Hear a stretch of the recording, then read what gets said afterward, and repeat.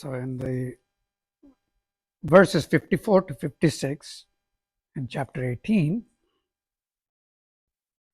we heard that one doesn't have to become a sannyasi.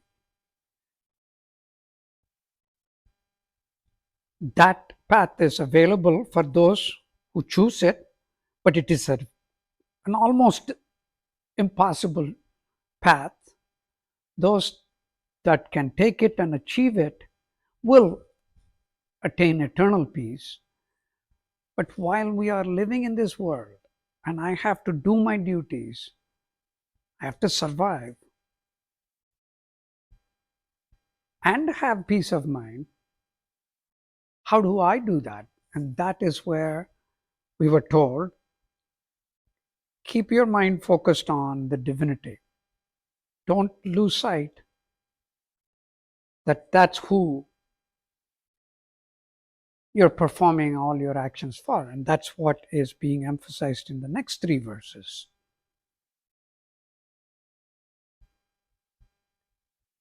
Perform all your actions with the understanding that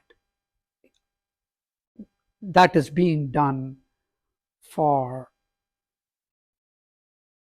something much bigger than the immediate returns. It's for this creator. I'm not performing my actions for my boss. I'm not performing my actions and duties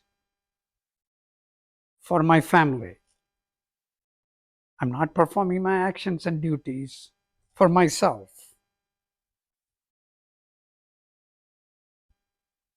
I'm performing my actions and duties for God. If we have that mindset, there will be peace of mind.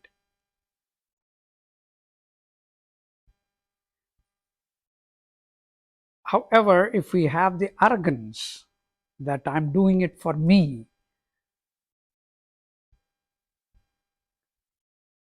Bhagavad Gita says in verse 58 that peril will follow. You will have difficulties in life. It's obvious. Well, we've all gone through it. Recently, I remember thinking, going to a meeting, that when I knew that at the meeting somebody is going to propose something bizarre and outrageous and will not work. Nevertheless, I rehearsed. I'm going to keep my mouth shut because it doesn't affect me. It affects a lot of people around me, but it will not affect me. So why don't you just keep your mouth shut and let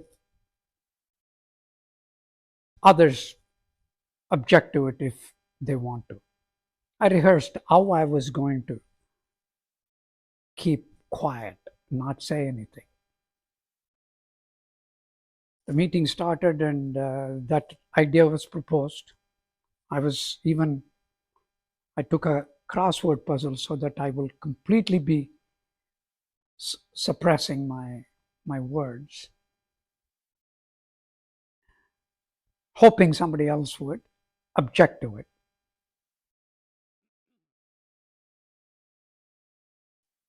Meeting went on.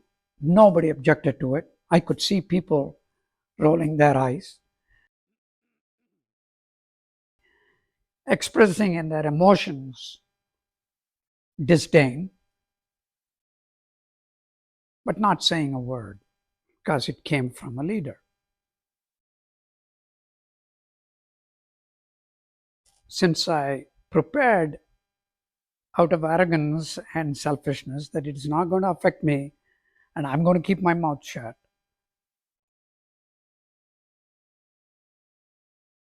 I had not prepared how to object to it. So, since nobody spoke up, And this idea is constantly churning, brewing in my head. I blurted out. That's the most bizarre thing I've ever heard. Once I said that, there were many others who supported it, and eventually that was quashed. But nobody remembered how it was quashed. Most remembered the way in which I blurted out. And that was not well accepted by the leadership. So do not go in with arrogance and say, I will not fight. Krishna says in the last verse. Arjuna is doing that. So the point is, perform your duties with your mind focused on this divinity constantly. Then uh, all your actions will lead to the right outcomes, which in turn is likely to give you longer lasting peace. That's the way I am understanding these verses.